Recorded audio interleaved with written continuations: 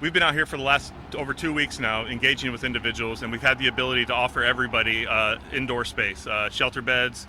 Some hotels we've been operating as shelters, reunification with families, treatment, and we've had a lot of success and a lot of people willing to go into those.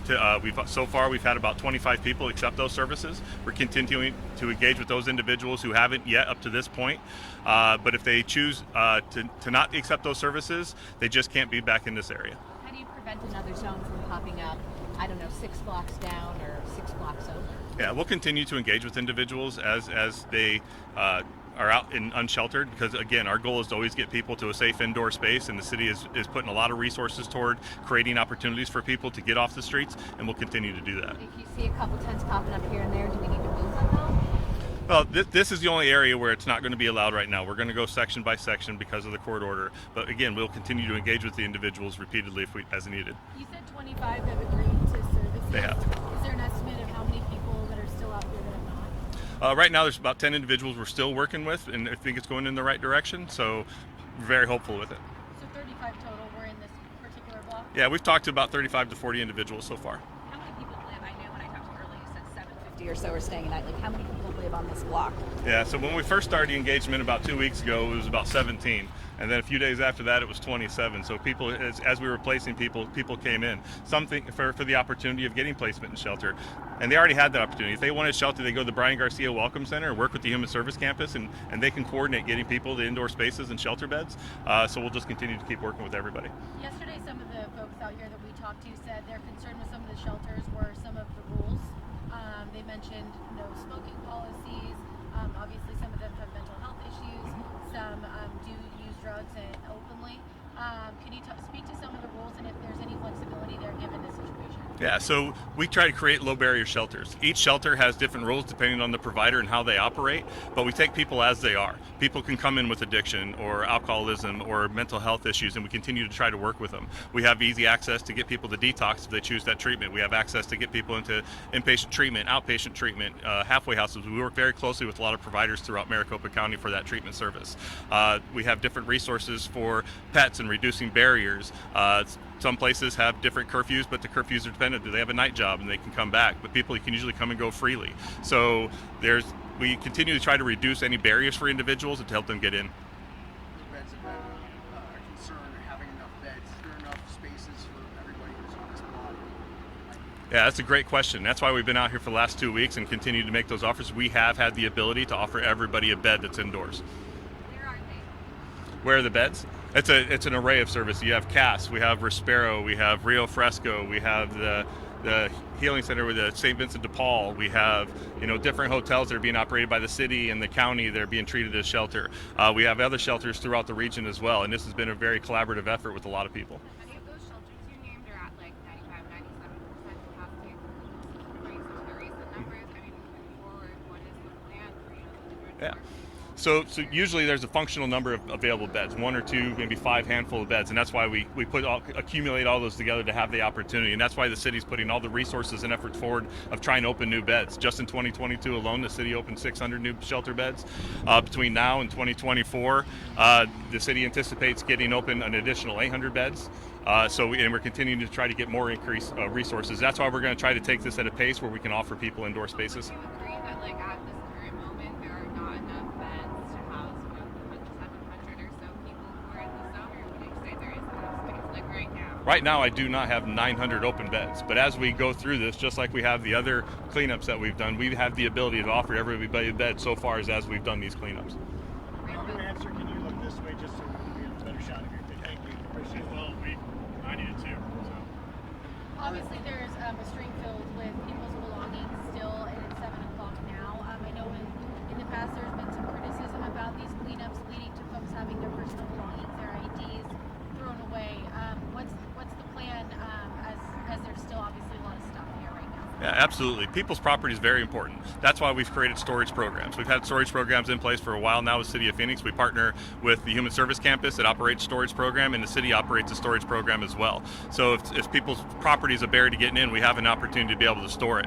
We've been out here engaging with people for over 2 weeks and had the ability to help them get their belongings. As you can see, we have an array of navigators and peer support specialists, a lot of them with lived experience who've been out here themselves and are out now here doing the work and trying to help people get off the streets, and we're helping people get their property and their belongings. So by the time they go and all that stuff, they agree that whatever they've left there, they want thrown away. Do you have, I know that you just said that as of now, you don't have 800, 900 beds available for everybody, and this is why you're doing it in phases. By the end of summer, by the end of July, by the end of August, do you know how many additional beds could potentially be coming online? Yeah, I don't have that exact number in front of me, but again, we're going to try to keep it at a pace where we can offer everybody a safe space. Is there a time frame as to how long a person can stay in a particular shelter or a hotel? Is there an expiration date on that? Yeah, so most shelters, at the pace of whatever that person's needed to either get them the housing or wherever it's success for them. Again, there's different operators for different shelters, so sometimes those rules vary. But as the city operates a shelter, no, there's no cap on that. Just the progress going forward of helping them get to wherever life looks successful for them and help them get on that path. Would it be the same for the hotels? Yes. I know you said you'd be communicating with people, if they end up returning. Are you going to be barricading the street up to make sure people don't come back, or is it more of a conversation? Yeah, more of a conversation. We're going to put signs up letting them know that they can't come back into this area, but it's more of a conversation. We'll continue to engage with individuals as many times as necessary. Will there be like barriers or like a sort of chains that are up other parts of the zone? Could you ask that one more time? Will there be physical barriers? Like there are sort of chains, things like that up in other parts of the zone? We don't anticipate anything like that. Again, we'll just put some signs up and we'll continue to engage folks out here. The Human Service Campus has a wonderful outreach team, so does Community Bridges, and we'll continue to engage people as the days go forward. Yeah, will you have officers patrol this little block once you clean it up today, or what's the plan tomorrow if more people want to camp? Yeah, officers always patrol our streets and try to keep our streets safe. So will officers be in this area? Absolutely, just like they are the rest of the city. A lot of people out here that we've talked to said the reason that obviously this particular area was chosen was because of its proximity to the Human Services Campus and their ability to get the services that they need on a daily basis.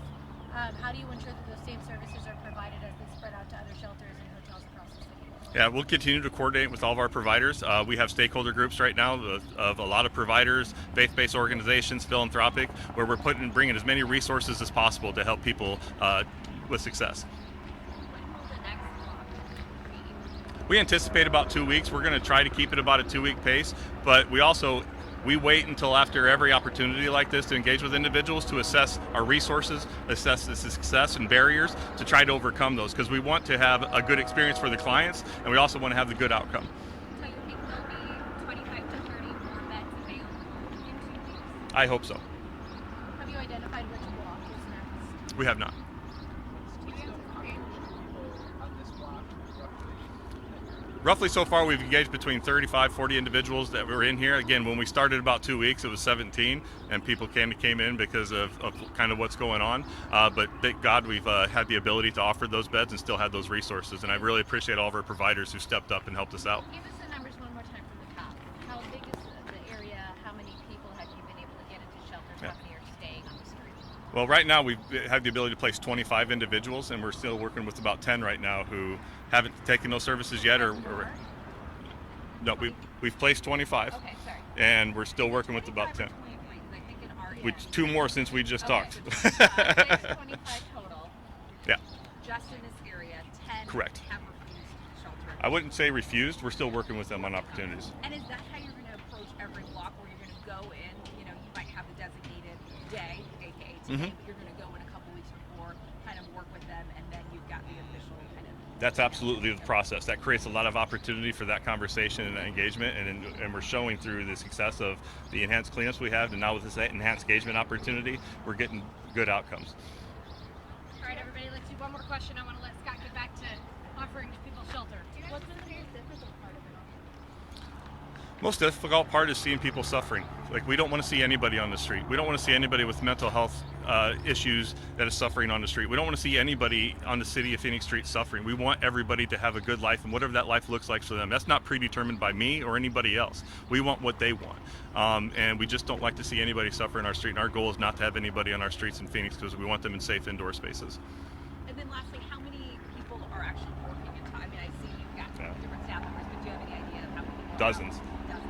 And what I'd really like to emphasize again, a lot of the people out here doing that work have that lived experience. They've been people who've been on the streets themselves, who've gone through substance abuse issues, who've gone through incarceration, and now they're doing this great work of working with people and trying to help them get on the same path that they have. And I'm very appreciative for people who chose that kind of work, because it's not easy, and just very grateful for it. Thank you, guys. Deputy Director, Office Homeless Solutions. Thank you, guys. Thanks, everybody. HALL.